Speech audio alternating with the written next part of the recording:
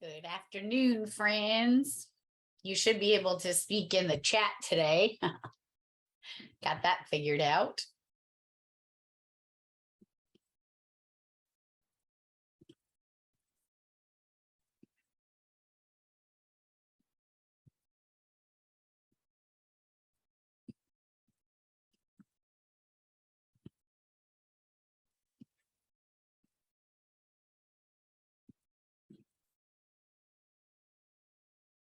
Didn't you have that issue when we did our presentation, Hank, and something got switched over?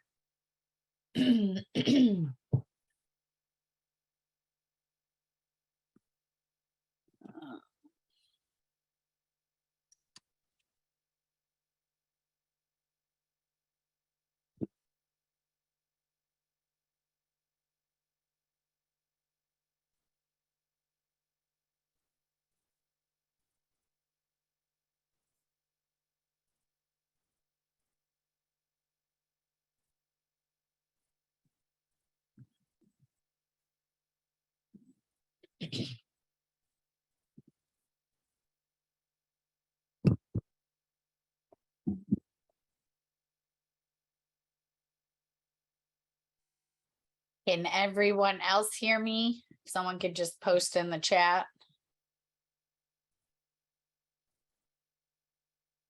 Okay, awesome.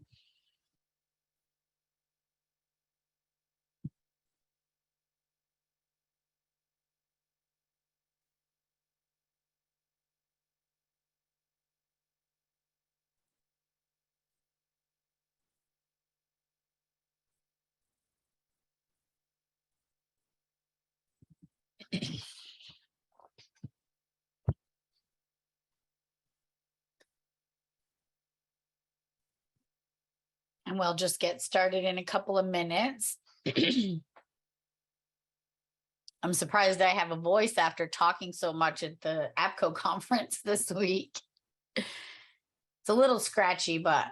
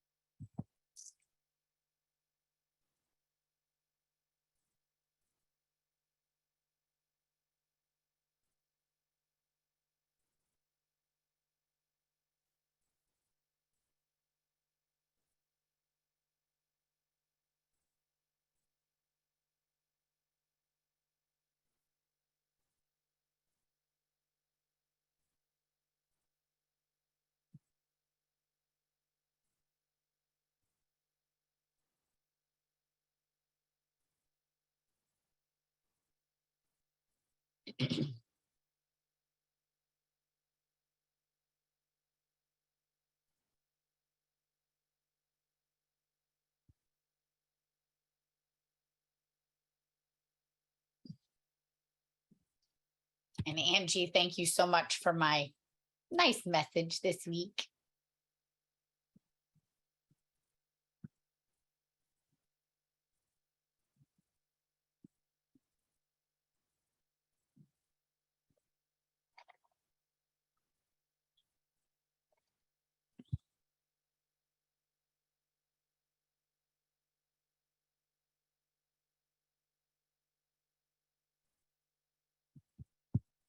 All right. I apologize if I keep coughing. It's not COVID. I think I'm still within the 90 days of the last time having it, but so it happens after conference, chatting with lots of amazing folks. Some of you that are on the call today. Hope you're back and settled. I got home at about 1:30 this morning after getting stuck in California for another day. Mine wasn't a flight delay, though. It was poor planning on my part, and I was going to miss my flight on Wednesday after my presentation. So it was self-inflicted, but I had a wonderful time and lots of really, really cool conversations. So, and lots of folks thanking me for the study group. So that was awesome. And then you guys will be encouraged to pass as well. All right, so this week we're continuing on with the management section. It's going to be the management part 2. A lot of the people-y and wellness aspect of it. And before we get started, I just have to go over my housekeeping things. So if you are joining us on YouTube, this is the after the fact, the On Scene First Nina ENP study group for the fall 22 exam, or the early February of 2023. So this session is running live from July 1st to 2022 to September 30th, 2022. So if you're watching this on YouTube and you want to be added to the group before September 30th to get access to all of the materials, the recordings, the MP3s, if you want to listen to it while you're driving into work, the PowerPoint, PDFs, and any other resources that I provide through a Google group, then you just go to that website right there, onscenefirst.com/training/study ENP, and register, and I will add you to the Google group, and I will add you to the calendar invite, and then you can go back and work it at your own pace. If you're watching it after September 30th and you're going to be taking the early 2023 exam, then you can request access to these recorded materials that will be available. You just have to email me and ask to be added to the Google group, and then you can go back and watch all of the videos in order or out of order, whatever ones you need after the fact. The next live On Scene First study group will not be until January of 2023. If you want to be notified or want to keep up with any free training and shenanigans that I'm up to, make sure you go to onscenefirst.com and hit the subscribe button, and you will be able to get updated information there. All right. So there's that. I want to say thank you to my premier study group sponsor, RapidSOS. If you have not heard of RapidSOS, you might have been living under a rock, but it was nice to see my RapidSOS family at the conference this week. They're doing some really exciting, great things. So if you want to hear more about it, check them out at rapidsos.com. Tell them Tracy sent you. Also got to see my premier sponsor for the podcast and media sponsorships, NGA Next Generation Advanced. They're providing end-to-end next generation 911 services. So if you want to check out what they're doing, head on over to nga911.com. Without these sponsors, I wouldn't be able to do what I do for you. So huge thank you to all my sponsors. The scholarship announcement, we received all the applications. There were a few folks that put in on August 6th. If you are one of those folks, I am sorry, but you cannot be counted because it did say on there that there cannot be any exceptions. The deadline was midnight on August 5th. So I hate the fact that I have to exclude you, but my sponsors and I will be going through those applications over the next week, and we will be announcing the 7 scholarship winners on next Friday's session. So if you put in for it, wait till Friday.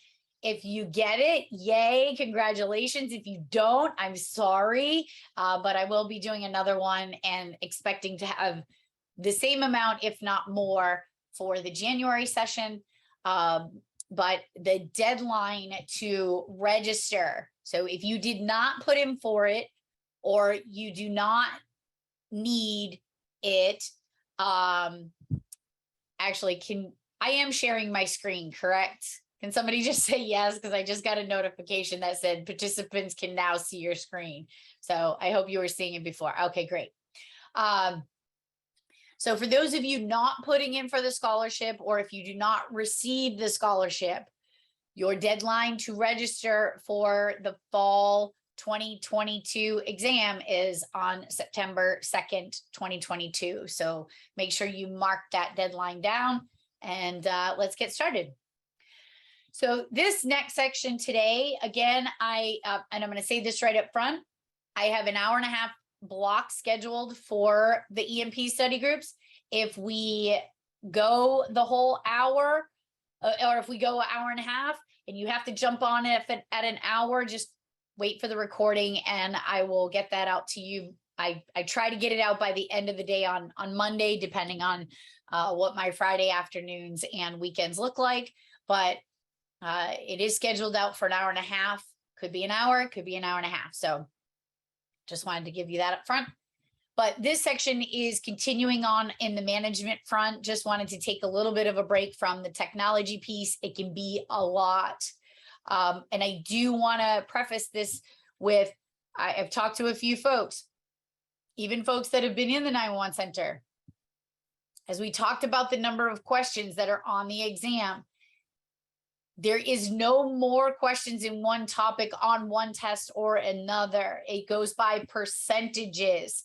So this section is, when you look at how it's broken up, you're not going to get one test that's more heavy in operations and management, et cetera, and one that's more heavy in technology.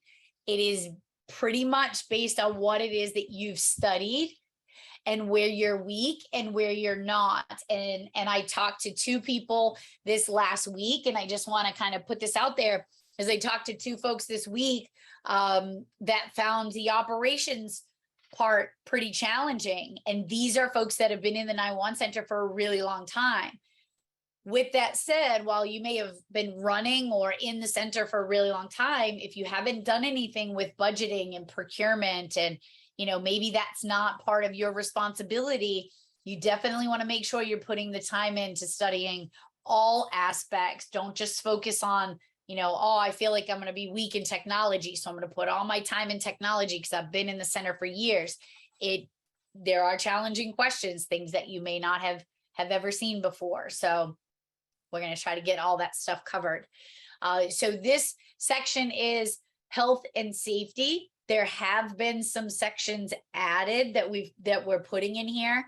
The 988 stuff, which I didn't realize was on this last exam, because they were in the new study guide, but it wasn't listed on the body of knowledge. So I overlooked it because I didn't have the new study guide yet, and it wasn't on the updated body of knowledge. So if the folks that just took the summer exam see this for whatever reason, I apologize. I wasn't aware that they updated the 988 stuff that quick.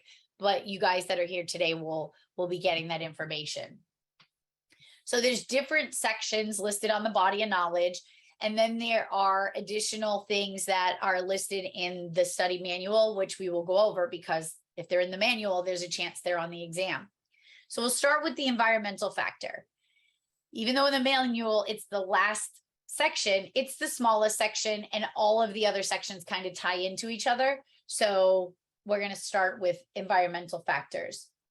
So the environmental issues within the PSAP are more global than safety and security. And I know that doesn't sound logical, but it's really important that the environment in which our telecommunicators are in is conducive for them to be as productive and motivated and in good health. There's a lot of factors that we need to take into consideration, because there are, in our environment, there are 5 separate categories that are listed that can impact our productivity and the morale of the 911 center. Okay, so those 5 elements: temperature of the center. The average temperature that's comfortable for most people is 70.88, and that's listed in the manual, give or take a few degrees. What I know to be true is that it's never consistent in the 911 center. And a lot of times, one minute it's hotter than the hinges of hell, and then the next we need to wear winter clothes. So just know that the temperature is one of those things that is mentioned.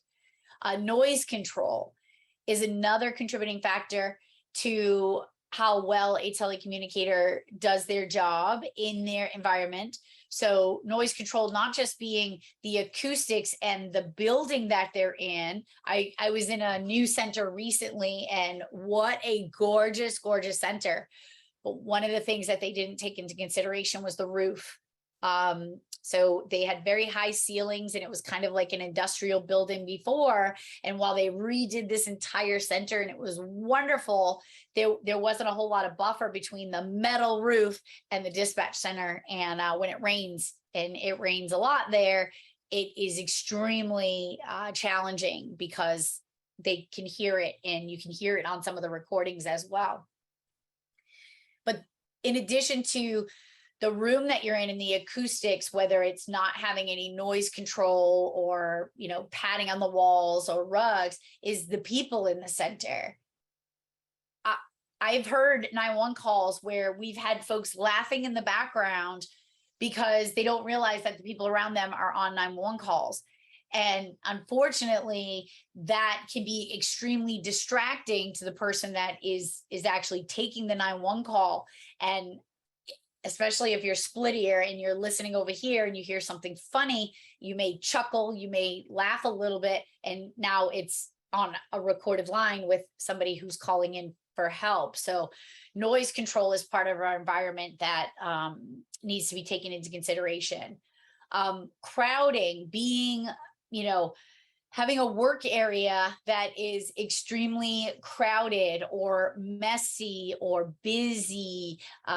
Plants are also listed as crowding. Having petitions that are up in the center, not allowing you to interact or engage with your fellow coworkers, or not having petitions. So it could go both ways, right? In some cases you need them, and in some cases they could be a hindrance to effectively doing your job. Cumulative trauma disorder. I bet you're thinking mental health for CTD, but that's not what we're referring to.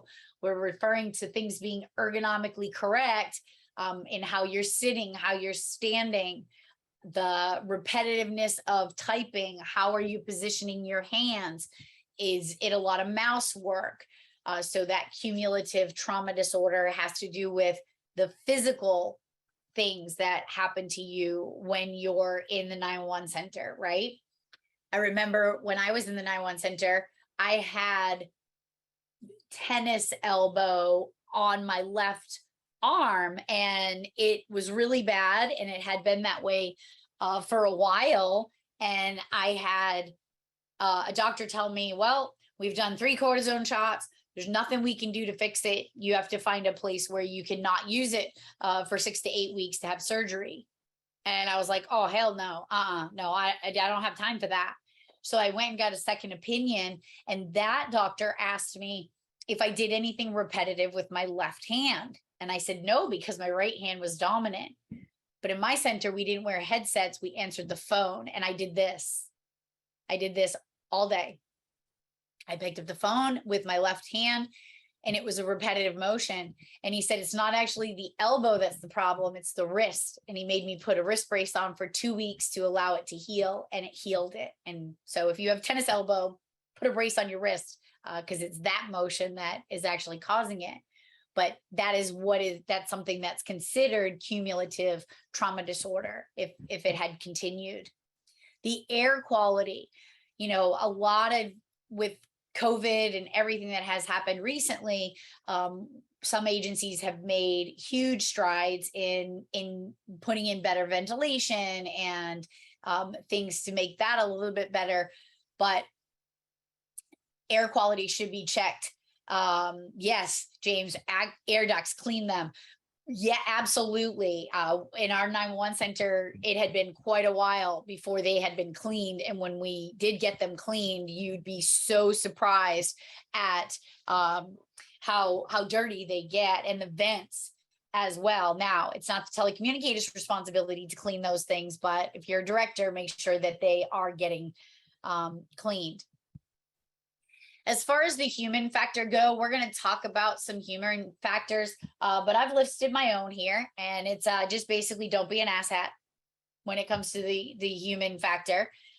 We have other parts that are going to address that, but it's listed in that section, so I just wanted to list it there. Engineering and ergonomics.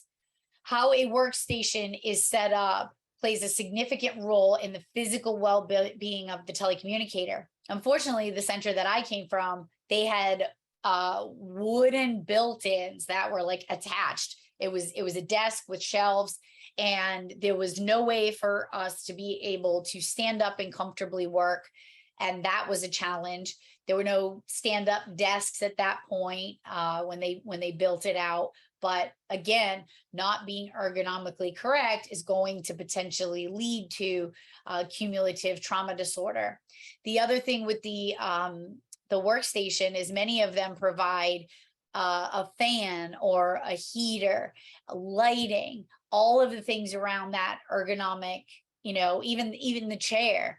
We talk about the chairs and how important they are, especially for 12, 16-hour shifts, is that ergonomically correct chair that is comfortable for most folks. The next section we're going to talk about is EAP programs, employee assistance programs. And I'm going to share with you what is in the guide. And then every once in a while, I'm going to just throw out an informational tidbit because that's what I do. But an EAP program is usually something that is done by your county, your state, your city, wherever it is, your town, wherever it is that you work, the governmental body that oversees your agency. What I'm learning and I'm super excited about is there are more and more and more first responder EAPs that are available. I spent some time with the first responder wellness group out of California this week, and they provide a first responder based EAP to be able to get folks the help that they need with people that understand what it is that they're going through. So first things first, if you don't have an EAP, we need to get that in place. And number two, just know that there are first responder ones that are out there and available. So an EAP program is mental health assistance to help with personal and professional problems that may affect job performance, health, or mental health and well-being. A lot of folks don't realize that EAP programs can also help you deal with stuff that's happening at home. So if something's happening at home that is affecting or potentially has the ability to affect your work life, then an EAP would cover you being able to see somebody through the EAP program. So if you're having relationship issues or financial issues, or you're a caretaker for somebody who's sick type of issues. Okay. EAP programs are not just about having conversations with people or providing mental health and wellness services. They are also, they work with management to help better work environments. So they could do an assessment, like a consulting type role. The problem with the EAP is it is short-term assessments and counseling, and I have a little star there and it says check with insurance before starting. Now, one would assume that if your community, your HR folks secured an EAP company, a company to provide EAP, they would also take the insurance that entity provides to their employees. And I can tell you that that's not always the case. It happened to me, and it happened to others that I'm aware of that reached out to seek help through the EAP. I had 8 sessions. I'm sorry. I had 8 sessions with a medical provider, and I had a great relationship with that person, and things were starting to move forward. And then my 8 sessions were up and they didn't take my insurance. And that was a big bucket of suck because I couldn't afford to go and to pay them out of pocket. So just before you start it, that's the extra piece of information that I want to share. Before you go and start it, make sure that they're going to be able to accommodate your health insurance to continue on if you should need to. And then some folks would say, well, if my insurance covers, going to see a mental health professional, why would I go through the EAP? Well, if they cover if they cover those sessions, you don't have to pay copays with those particular sessions. So if it's 8 sessions times $15, that might be financially beneficial for somebody.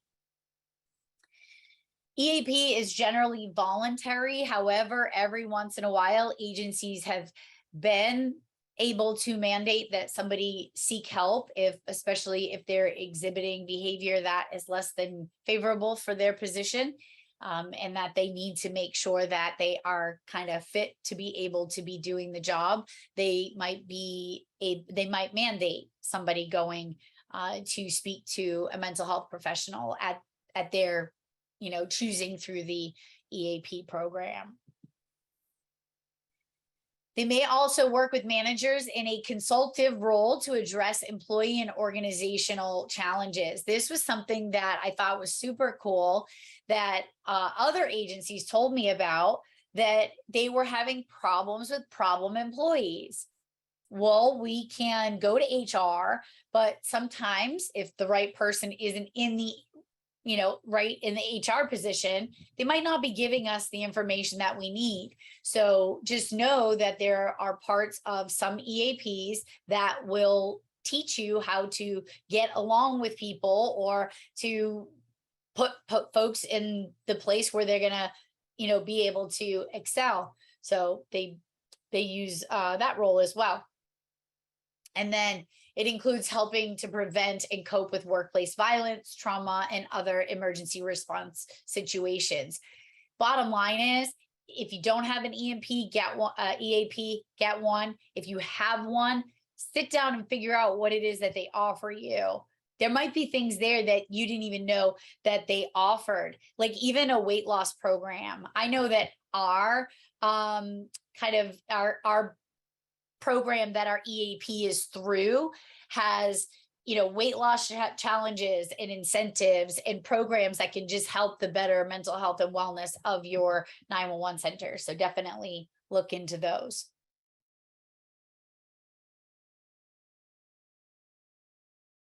How to access the Emergency Response Data Platform. Any public safety agency can access life-saving emergency data through the RapidSOS Emergency Response Data Platform.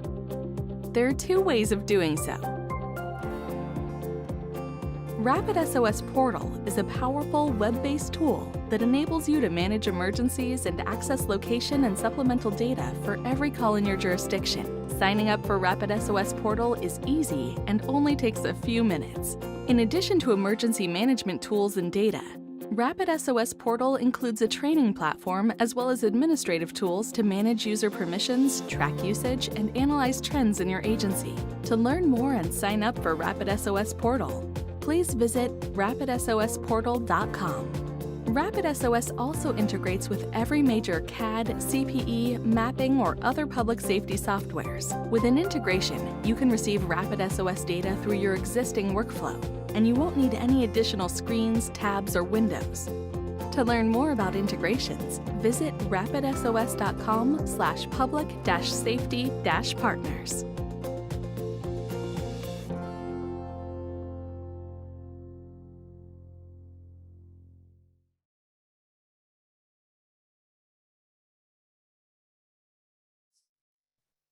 I'm going to talk about PTSD, post-traumatic stress disorder. Now, everybody that knows me knows that this is a topic that I'm extremely passionate about, but I'm only teaching you to the extent of the study guide, as well as what has been identified as being on the exam. If you want access to a recording that I just did with the Armor Up West Virginia today at noontime, just email me after the session and I'll get you that recording. It goes a little bit more in depth about my PTSD journey and just some valuable information that could help you if you're struggling.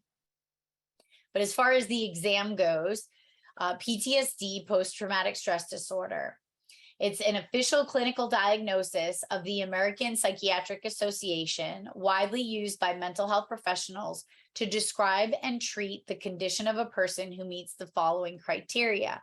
Now, a lot of folks throw the term PTSD around. I would joke about things. Oh yeah, that just triggered my PTSD or whatever. But PTSD is very, very serious, and it is very, very real. And it has taken way too many people from us. So while some may joke about it, understand the reality of getting the help that you need when you need it, or even recognizing it in someone else and trying to get them the help that they need if they're not acting like themselves. But as far as the criteria goes, somebody that is considered eligible for a criteria diagnosis has to have been exposed to a traumatic event. Now, with that, they don't have to directly be involved with that traumatic event. Just like telecommunicators, you guys are there vicariously, right? So you're seeing the event through somebody else, whether it is audibly or you even creating a vision of it in your mind. My dear friend Carol Starcher from Hanover County in Virginia said in one of my classes that, you know, our ears see things that our brain will never forget. And when she said that, I was like, wow, she's spot on.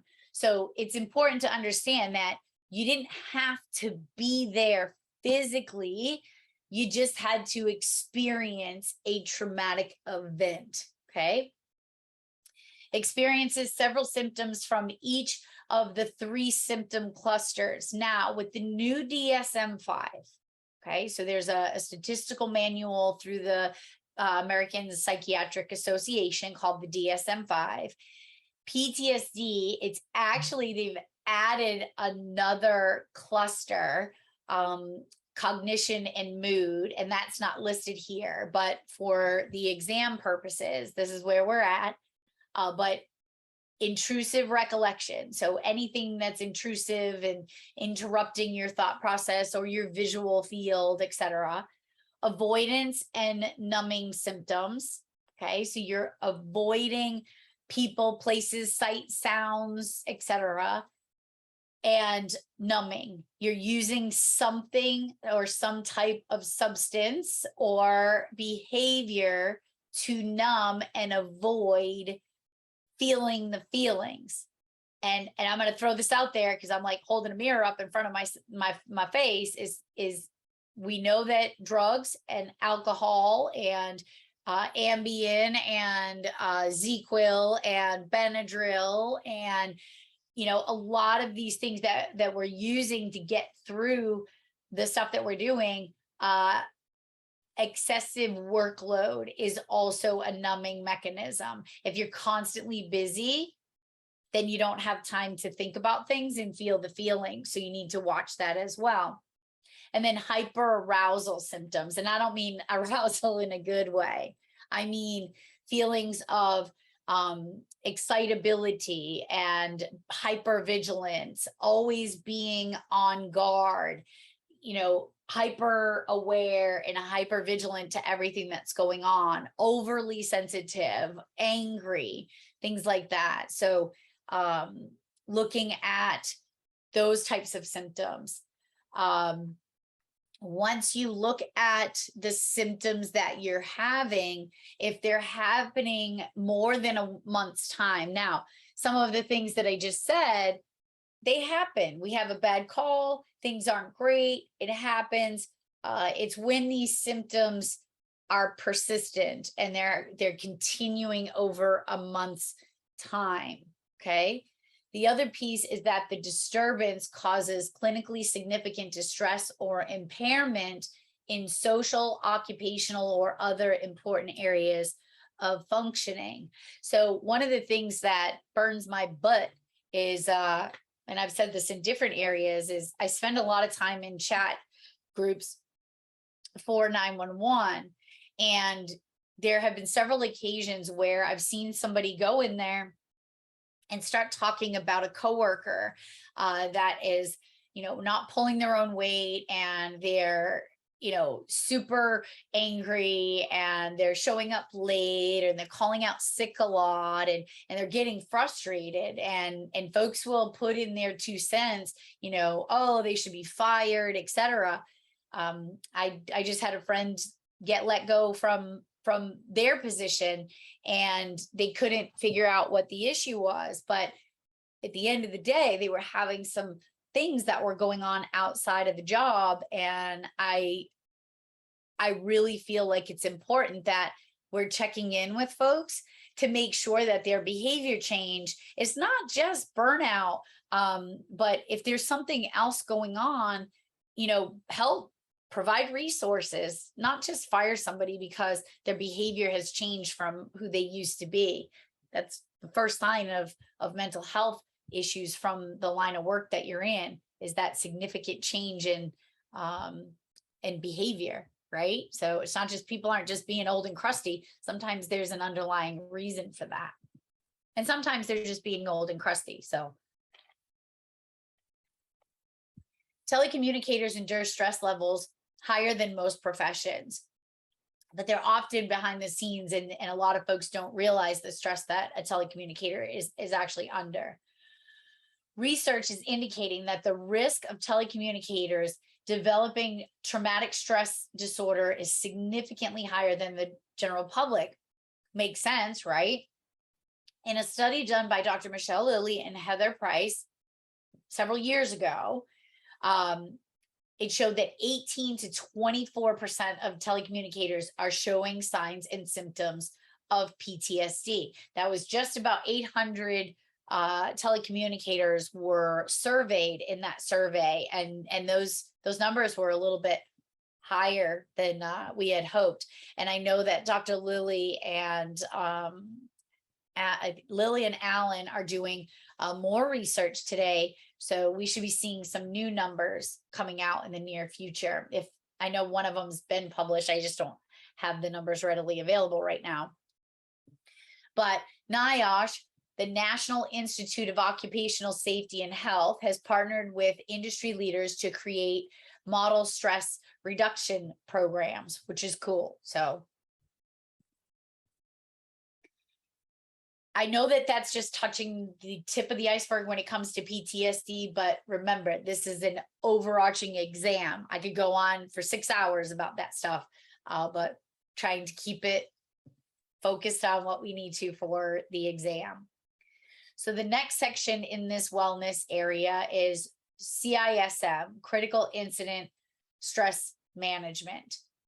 So according to the manual, workplace stress is the health epidemic of the 21st century, with an estimated cost of $300 billion a year, which I can certifiably say that if people were just nicer and took care of their people better, put their people first, then this wouldn't be as such a problem as it is. That's what I got to say about that. CISM is a comprehensive, integrated, multi-component crisis intervention system. Okay, there's a lot of layers there. There's a lot of different aspects of critical incident stress management. We have critical incident stress debriefings or diffusings, and we'll talk about those in a second. But the overarching management of critical incident stress includes all of these different components. So the interventions range from pre-crisis, so having things in place to potentially build resilience, which we'll talk about resilience in a few minutes. Acute crisis, and I don't mean like, oh, that's a cute little crisis. I mean like a smaller scale crisis, like just a bad call that is kind of sitting on some folks, to post-crisis, where we've had a major incident and we know that there's the potential for some long-term cognitive or behavioral consequences. CISM could be considered a psychological first aid for a crisis response. It's not a matter of if we have a major critical incident, it's when. And the definition of a critical incident in my agency may be very different than the critical incident in your agency, because it's all going to be based on the size of the agency, the demographics and where that agency is located. I had one person in my 20-year career that shot themselves on like one call that I took from a family member. One of my other dispatchers had one call like that, where other agencies might have 1,000 of those in their career. So really understanding what's crisis for me versus what's crisis for you, and having that defined before the fact. So CISM is a comprehensive, integrative, oh, we already had that one. I don't know why that's there twice.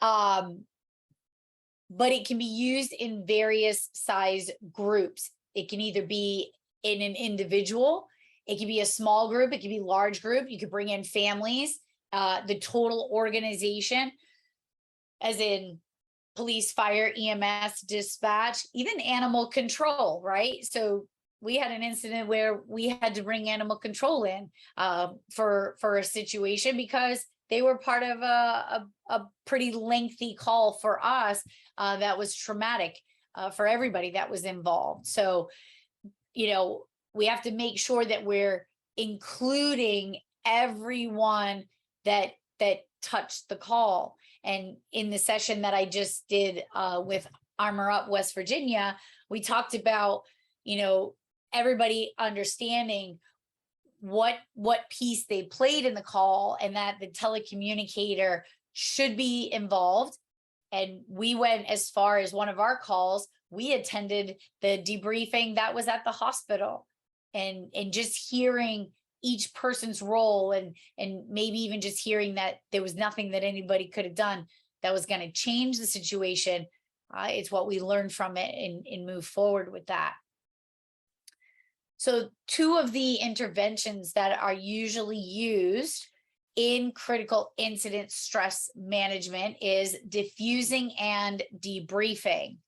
And if you can't remember which one is which, okay, is the diffusing is it has to be done quickly, right? So when we say that it has to be done quickly, you got to diffuse a bomb and you have to do it very quickly. So if we have a very high critical call, it is really important to at least perform a defusing, right? So picture if they ask you the difference on the exam between diffusing and debriefing is, I'm going to do this. You take your fingers, wet your fingers, and you're going to snuff out the wick on the bomb that could potentially blow up. So, and you have to do that quickly, right? So you can't just wait around and wait for it to fizzle. The defusing is we're putting it out quickly. Diffusing, putting it out quickly. And the debriefing is more thoughtful, right? We can, it's going to be a little more structured, and we're going to carry our briefcase in with all of our documents, all of our information. So diffusing, zip, put it out quickly, and debriefing, we're going to carry our briefcase with all of the stuff in it that we learned from the incident. Now, don't be confused. It shouldn't be confused with a critique of the incident. That's a different thing, right? But being able to have a full understanding of the incident and who was involved and who played what role and where there might be challenges, and making sure that we're educating folks. Okay. So some other interventions that are listed is stress management education. So that's that pre-crisis where we're educating folks on good stress management. I know for a long time, I was the carpenter whose house wasn't finished. I was the plumber with a leaky faucet. I knew what I had to do. I just wasn't necessarily doing it for myself.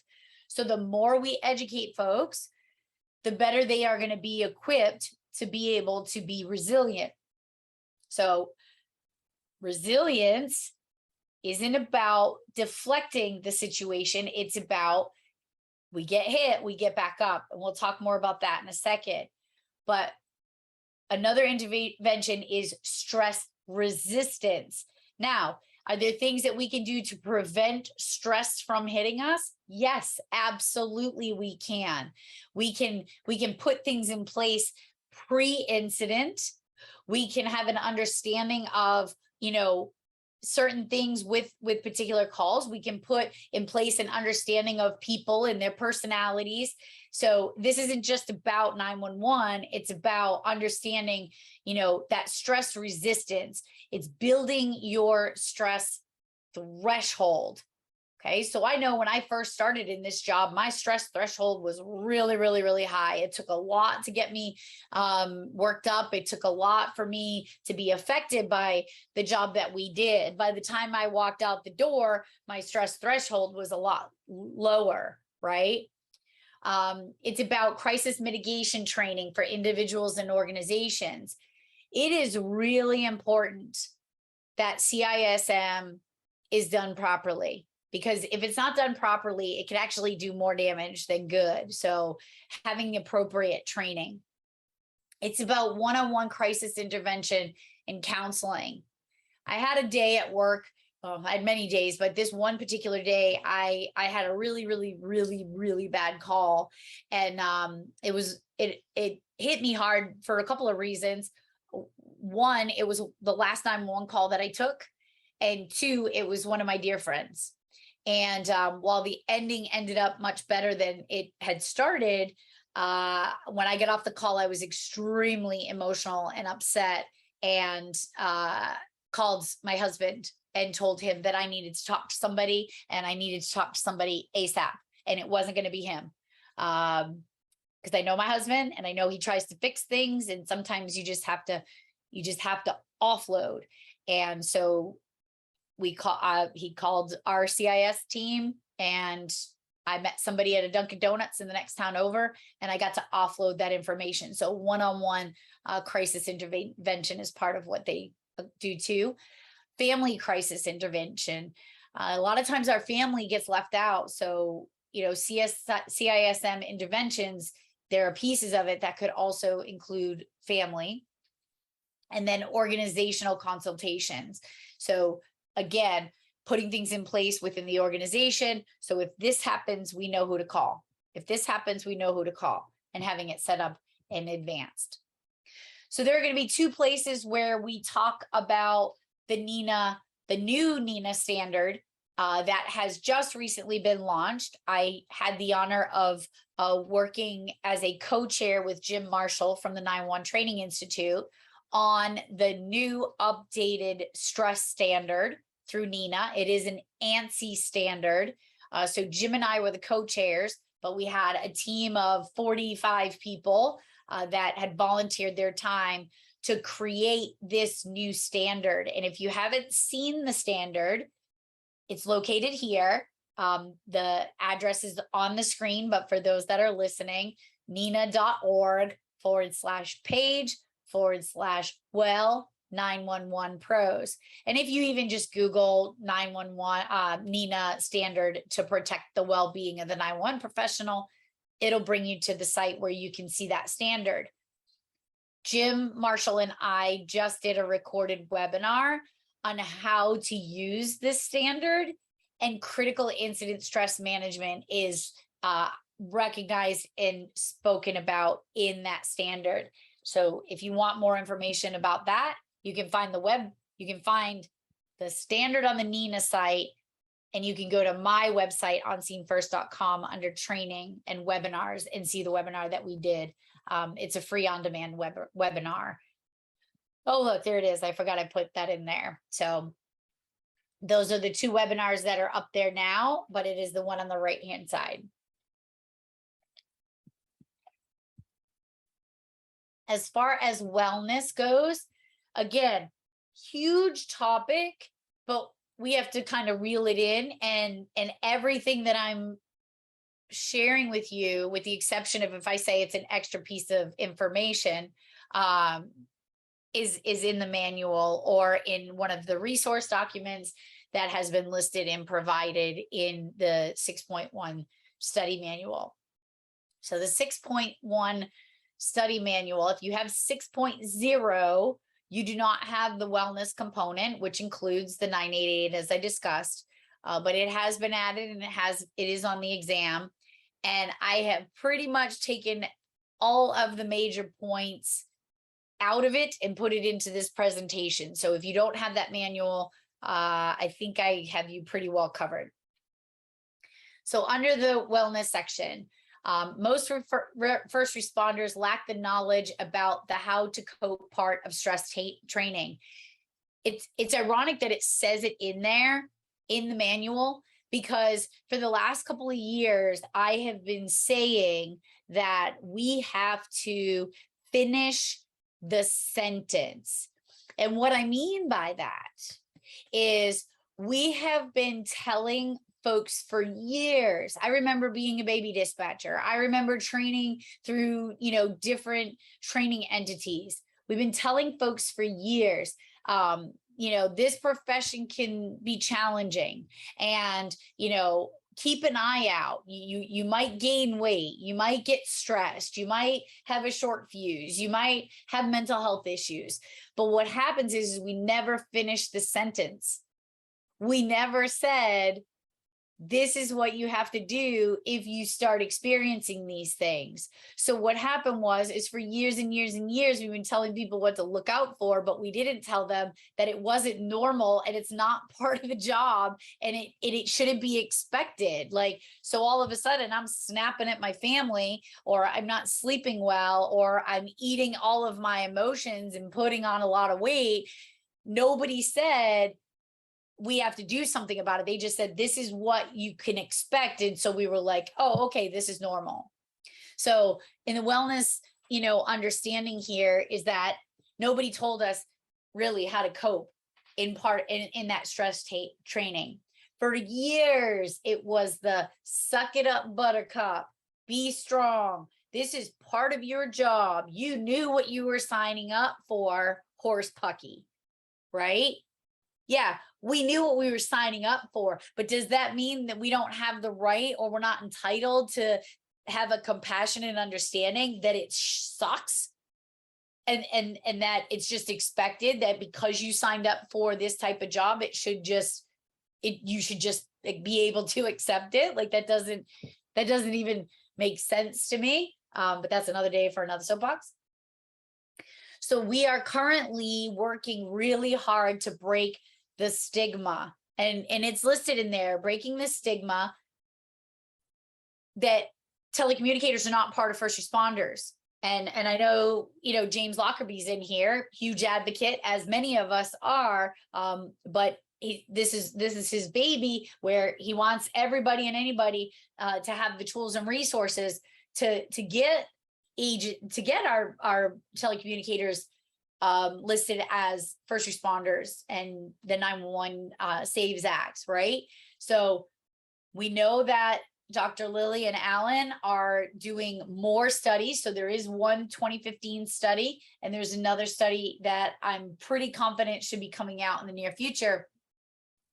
But our wellness is contingent on how we are looked at in this part of the profession. So the National Wellness Institute defines wellness as a conscious, self-directed, and evolving process of achieving full potential. Okay? Where are you in your wellness? Are you where you're supposed to be, or could you be doing more for yourself? It is a multidimensional and holistic approach encompassing lifestyle, mental, and spiritual well-being, and the environment. In other words, if it sucks, you can fix it. That's like my moral today. I've had a few conversations and did a webinar and now this presentation, and they're all on similar topics, is if you don't like where you're sitting, get out of the dirty bath water. Okay. That's how I described it in the last section, is we are in control of our wellness, right? So the wellness dimensions that are listed here. So the components of wellness. First, physical. What are you putting in your mouth? How much rest are you getting? Are you doing anything that is relaxing for yourself? and how are you sleeping? So those are the physical components.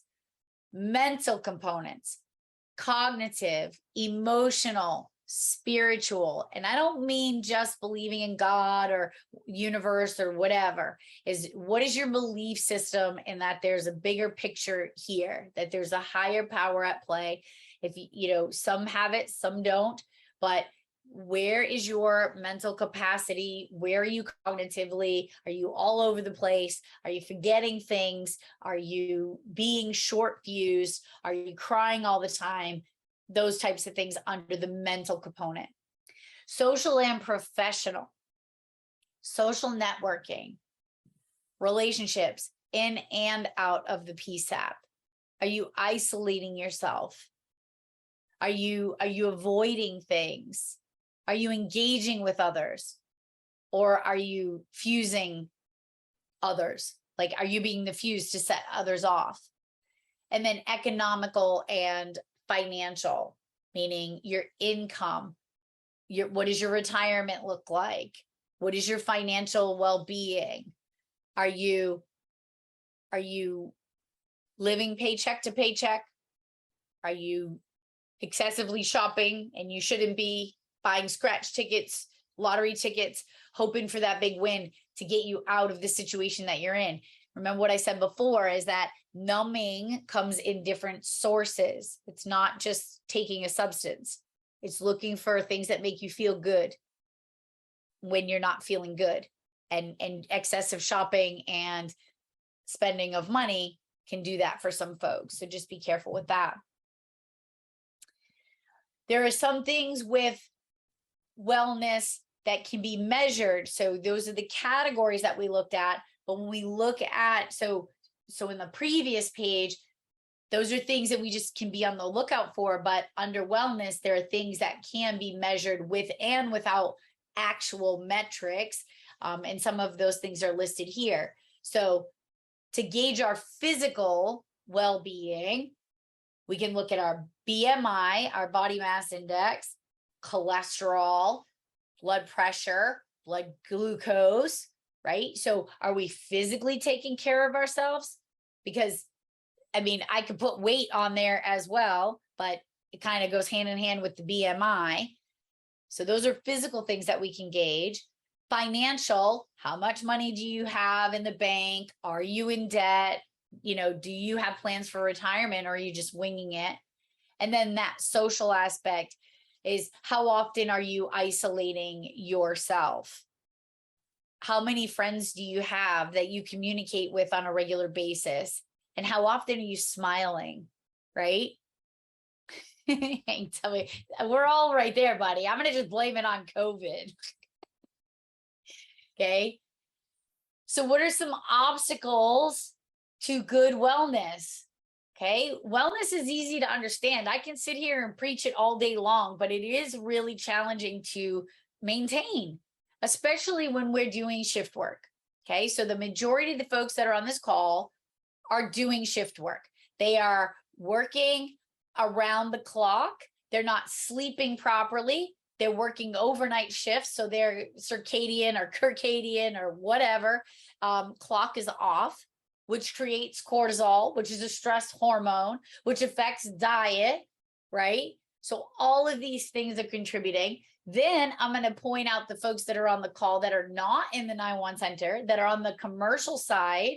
I can tell you, the second I stepped foot onto the commercial side, I realized very quickly that those that are working from home or remotely or traveling have their own set of challenges when it comes to their wellness. There is a very unhealthy work-life balance that you have to keep track of. So your environment is key.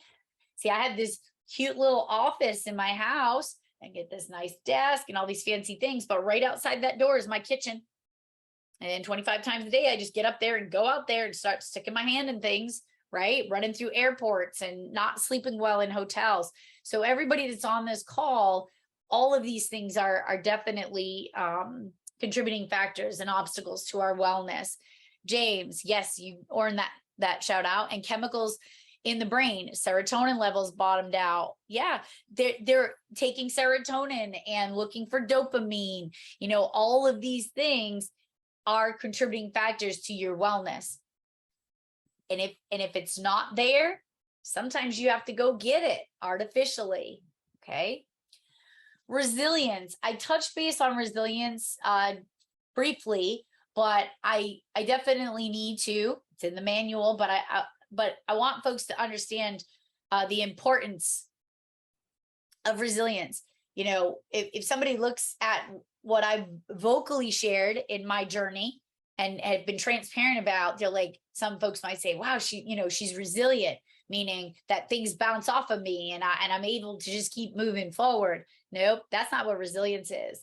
Resilience, if you need to know a quick definition of resilience, you just think of the Chumbawamba song, I get knocked down, but I get up again. And that's key, right? Or the saying, I think it's Confucius says, right? Get knocked down 7 times and get up 8. It's not about not getting knocked down. It's about getting back up and getting back up quickly. So definition wise, that song, the Chumbawamba song, Chumbawamba sings the song, I get knocked down, but I get up again. So in 2012, a consortium of clinicians offered the American Psychological Association a brief discussion on resilience. There was a definition that was involved, and it's kind of spot on, and that's listed here. And this is what's listed in your book. So when you get the definition, it's resilience is the process of adapting well in the face of adversity, trauma, tragedy, threats, or significant sources of stress, such as family and relationship problems, serious health problems, or workplace and financial stressors. When you have the ability to take the hit in these areas and keep moving forward and getting back up every time you get knocked down, that is the utmost definition of resilience. It is not just about bouncing back up. It's also about personal growth. What are we learning along the way? And what is it that we can teach others? There are a lot of people that are watching you. What are they seeing? Are they seeing you give up? Are they seeing you sit in your dirty bathwater? Are they seeing you be resilient and keep moving forward? Are they seeing you reach out for help? Or are they seeing you just existing? Because I know I don't have time to just exist. We have to get the help that we need when we're struggling. So listed in the manual, not sure why, but here you go. They talked about a resilience program. So California Post has created a program to build wellness capital to navigate high stress situations and promote personal growth and organizational resilience. It is a 2-month program, and it includes course instruction and weekly assignments. I think it's great that they have that. It doesn't list how to access it, but it's there in your manual. So know about the California Post Resilience Program. We're going to talk a little bit about peer support. Again, just touching the tip of the iceberg on all of these topics as part of the exam. So peer support is assistance provided by a person who shares a commonality with another based on similar experience, your peer, right? There are many types of peer support, but there's only one goal of peer support, and here is that definition: to provide and direct a relatable resource to support cognitive, emotional, and psychological well-being of those dealing with personal and professional related stress. We all need a little peer support once in a while. Peer support is not intended to replace professional mental health services. It is meant to support it. We should, first of all, if you're going to be on a peer support team, and that next line there is trained coworkers. You have to be trained in peer support. You can't just whip up a peer support and be like, oh, we're just going to be friends and sing kumbaya when something bad happens. again, if it's not done properly, it can actually do more damage than good. So you have trained coworkers and volunteers who are supporting their fellow employees to accomplish this goal. They list the NINA peer support development implementation and oversight document, which if you just Google that or go to that page right there, you'll see it, nina.org/page/peer support. Pam Apoka, JC, and all the folks that sat on the peer support committee, hundreds of hours of donated time to create a wonderful peer support document. So if you don't know it exists, go there and check it out, but make sure that you're trained.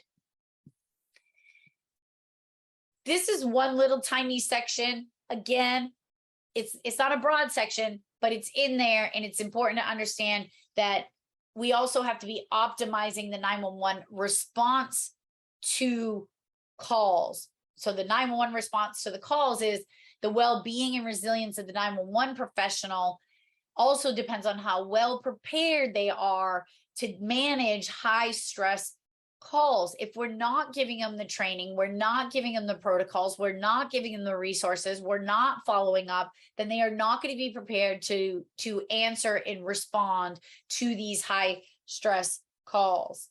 Okay. So an initial study indicates improved confidence, self-perceived effectiveness, and reduced anxiety in those that completed emergency health dispatcher training, EMHD, and utilized a 911 suicide protocol. Now, this EMHD document I have not located yet.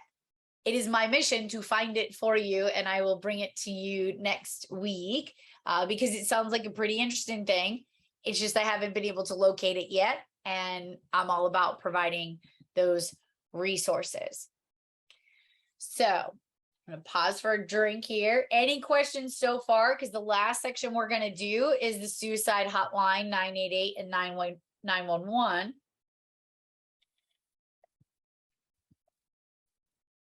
And we shouldn't be too much longer. And I'm just going to pause for 1 second because they actually asked a question about whether or not they need help on that study group.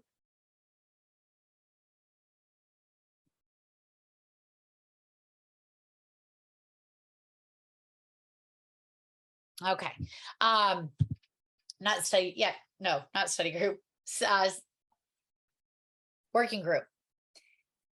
They're not currently looking for any more members, as they have over 150 members on that particular working group, but I'm going to share the information in the documents that were provided to me, one through the study manual and also through an article from that was done by April Heinze, the operations manager of NINA, for the PSAP operations manager. And then I have some more information that I was just provided. It just came in just now. So unfortunately, I didn't get it added to this section, but it might just be redundant information. So if there's anything different, I will either go over it next week or I will just add it in writing to the recap document. So we'll go from there. So I know there's a lot of stuff going on with this 988 thing. It did launch on July 16th, 2022, but what led up to it and happening? And I think folks are concerned, and I think they're confused, and I think they're ignorant to what might be going on in some cases. Maybe we're hearing bits and pieces of what it is. And I want to tell folks to do this. Take a deep breath. Remember when text to 911 was coming out and everybody was like losing their mind because they thought that the world was going to like text every single 911 call in and it didn't happen? I think this is what you're going to see. And I think this piece of the presentation is going to help alleviate some of the stress and anxiety that folks might be feeling about the 988 and how it interacts with 911. So please let me know at the end if you have any questions or reach out. But way back when we started the suicide hotline, right? You know, the 800 number. that is available to folks. Suicide hotline. How many years have we been encouraging folks to reach out and use the suicide hotline? 988 is very similar. There are very minimal differences between the suicide hotline and 988. So there isn't a whole lot that's going to change. It's an additional number. I think where things are getting a little squirrely is that it's being populated and we're afraid, we have this anticipated fear that folks are going to get confused. When do I call 988 and when do I call 911? There's going to be provisions in place and there's still a lot of work to be done. That I can assure you. But according to the study guide, and just to be 100% clear, I have a list of things that I'm going to be bringing to Nina's attention as far as the study guide goes. And this is one of those things.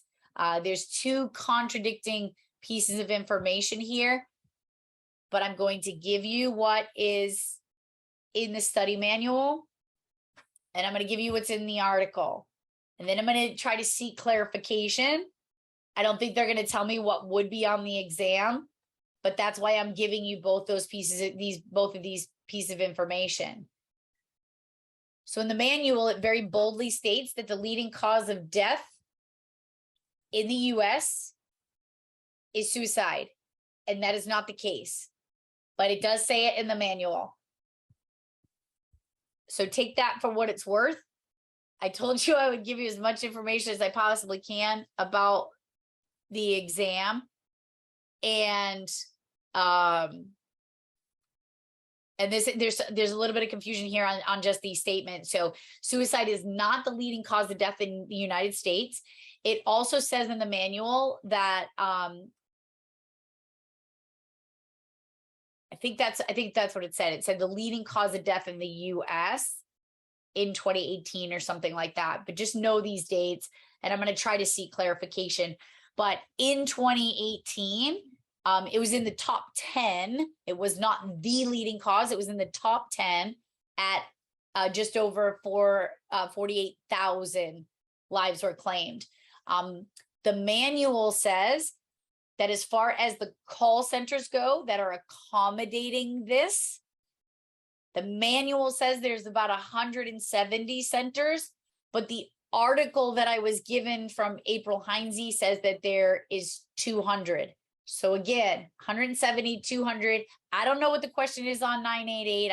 I don't know what it is, but I just want to make sure that you have all the information. And I'm sorry it's not clear. I've sent off emails and I'm just waiting for clarification, which I will give you at a later time. So yeah, honestly, guys, it really is. So there's conversations that are taking place in the chat. It really is just a 3-digit number for the most part that is replacing the need for somebody to have to remember 1-800 whatever the number is. I know it ends in talk. I just don't remember the middle 3 digits, right? So that should say something in and of itself. If I know that if I need to talk to somebody because I'm having a mental health crisis and I'm thinking of hurting myself or such, isn't it a lot easier to remember 988?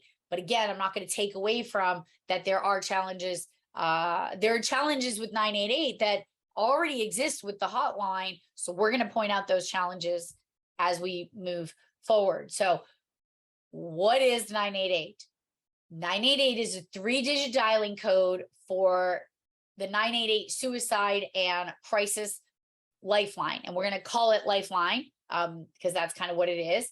The goals for Lifeline are to provide immediate confidential counseling to someone in distress, de-escalate suicidal or distressed thoughts, and connect people with local resources when appropriate.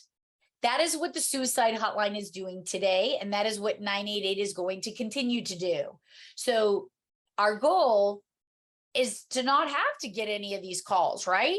Thank you to the 988 operators who are de-escalating this, folks, so they do not have to initiate an active rescue from those of us that are, I say us, I still think I'm in the 911 center half the time, but for those of you that are in the 911 center, the goal is for the 988 operators to be able to de-escalate the situation, right? Again, in the article, it says that there are 200 plus independent crisis centers across the US and its territories. That's a lot of call centers, right? And they're working with limited information and resources. So how will 911 and 988 work together? In rare but critical circumstances, and I'm going to tell you in a minute where this information came from, because it's listed and it's important. Less than 2% of the time, 2% of the time, counselors will determine via their protocols that someone is in imminent risk or harming themselves or someone else. 2% of the time. Okay. So keep that in mind as we walk into this unfamiliar territory. They're not going to be handing our telecommunicators the flaming bag of poop all the time.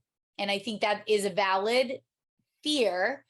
And it's a fear of ignorance, that a lack of understanding, right? We just didn't know. All we know is, oh, folks are going to be calling the 988 number, and somehow it's translating into, if all these folks are now going to call 988, we're going to get inundated with the calls, and the calls are going to be transferred to us, and we're not going to have this information and this data. So I think having questions is legit and appropriate, but having panic is not.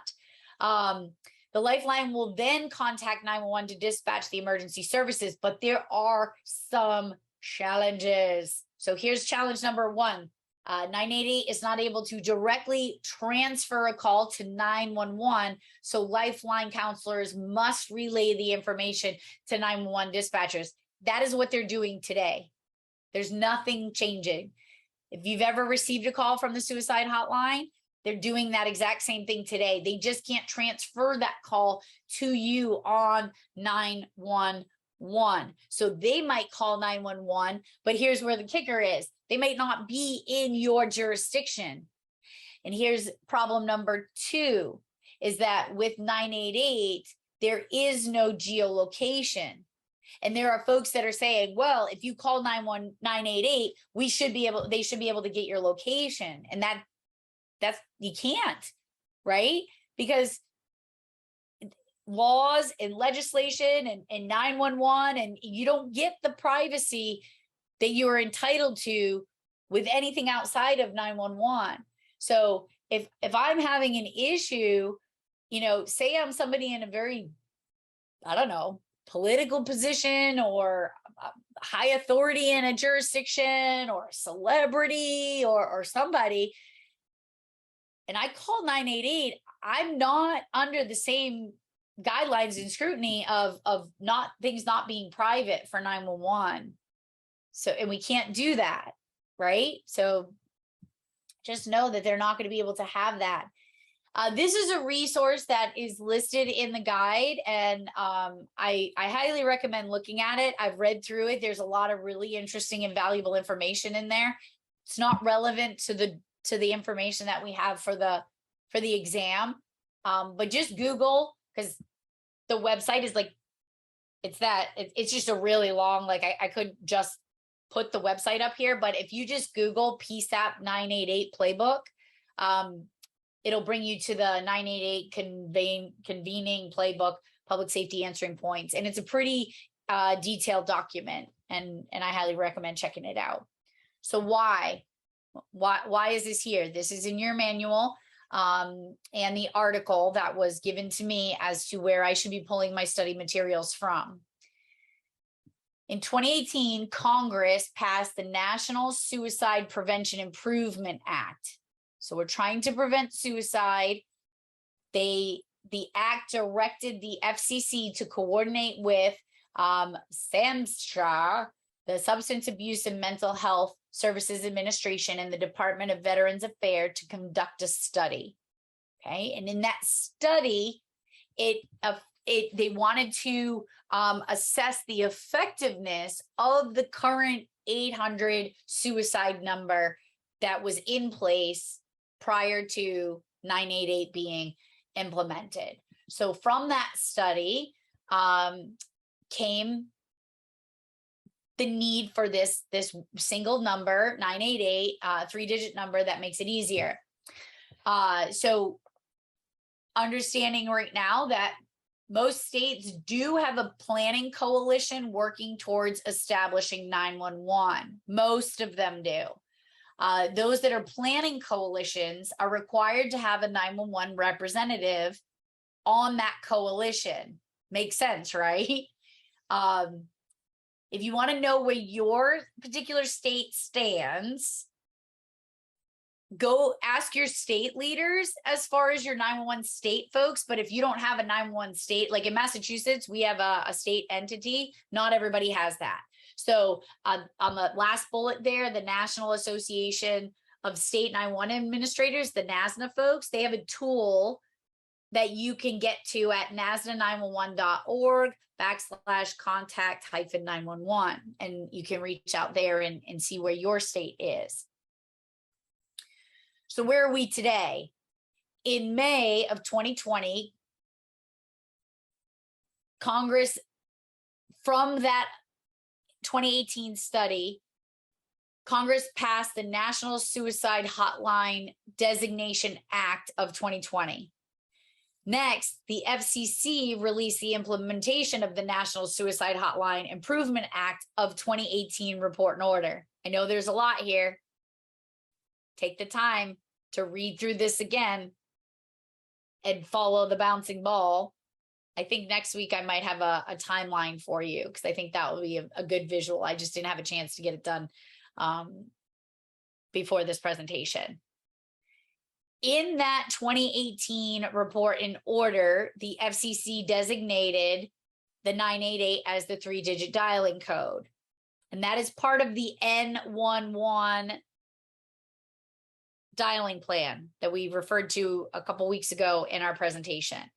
In addition, they required that voice service providers to transmit calls initiated by dialing 988 to the National Suicide Prevention Lifeline 10-digit phone number beginning on July 16th.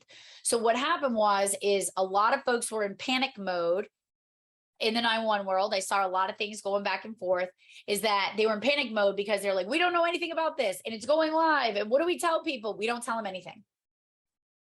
We don't have to, there wasn't a big thing that had to go out.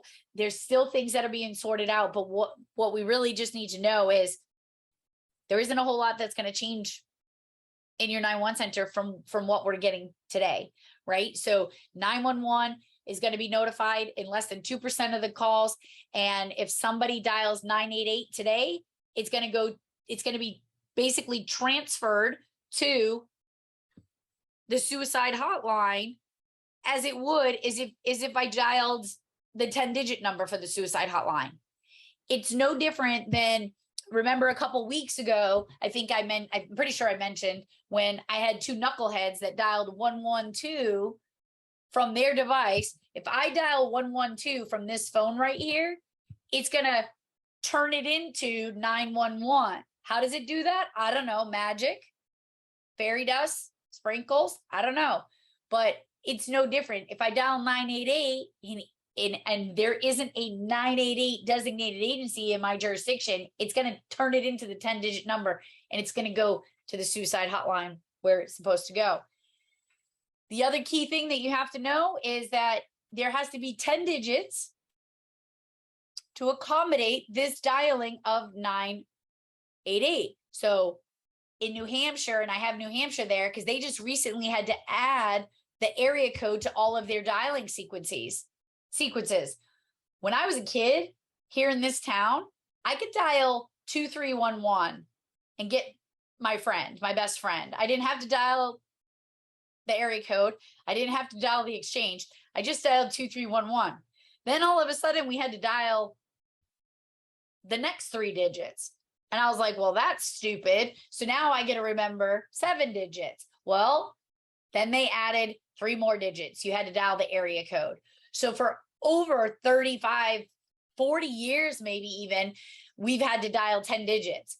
They didn't do that in New Hampshire. In New Hampshire, they were still able to just dial the last 7 digits of the phone number. And I know that recently they had to make changes to their numbering plan where they now have to dial 10 digits all the time. So welcome to the 10-digit world, New Hampshire, and others have had to do that. But just know the reason why they've had to do that is to accommodate 988. Why? I don't know. I don't know the technology behind it yet, but just know that they had to do that.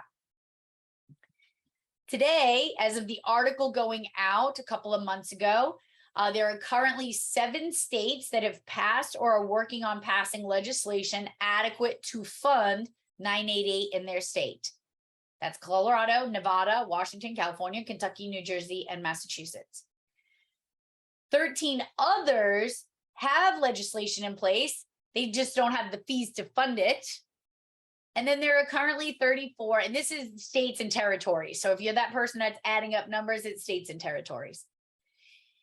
There are currently 34 states and the District of Columbia that have not taken any steps towards advancing or implementing 988.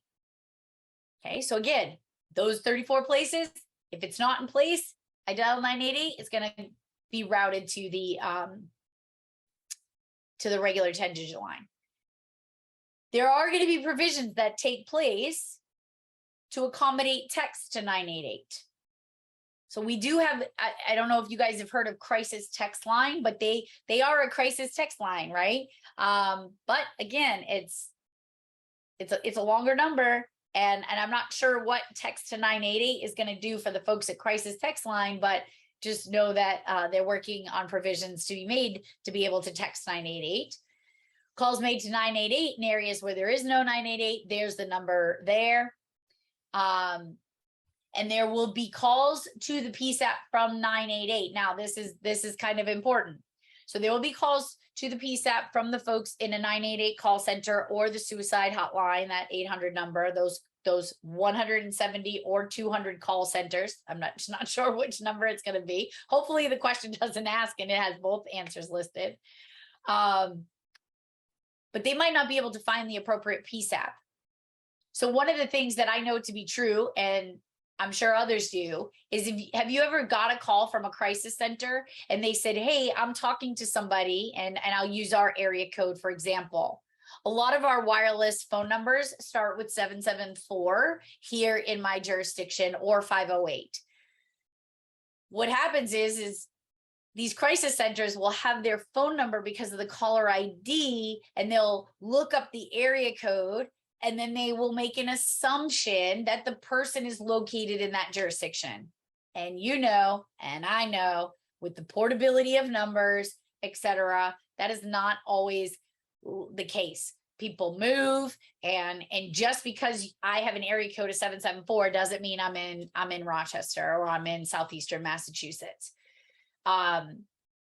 So you're going to run into situations where that call center and that 2% is going to call you with a flaming bag of you know what, and it might not even be yours. So you might have to work with them to try to help them. Now, with that said, if you have, so James, our center coordinates with the state police to assist with locating the caller, and then they'll reach out to the appropriate center. Yeah, so folks are making provisions for this to happen.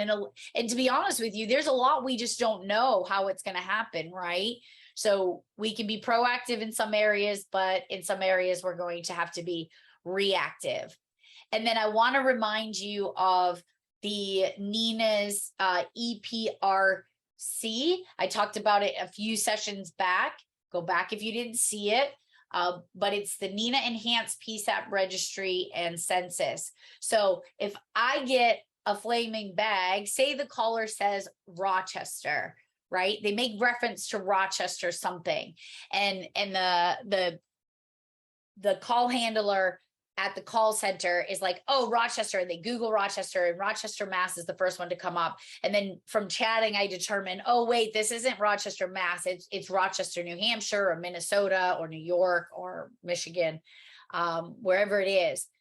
The NINA EPRC will allow me to look up Rochester, New Hampshire's number, Rochester, Minnesota, Rochester, New York, and it's going to give me the 24/7 number in which I can transfer that call to, if I can manually transfer, or the 24/7 number that I can give to that call center to be able to help them out there.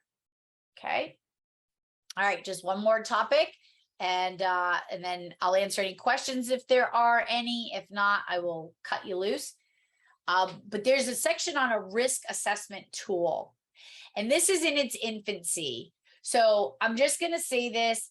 You can reach out to me and ask where you can find it, but just know it's not public and it's not finished and it's not out for publication yet, but it is in the works and this is what it is.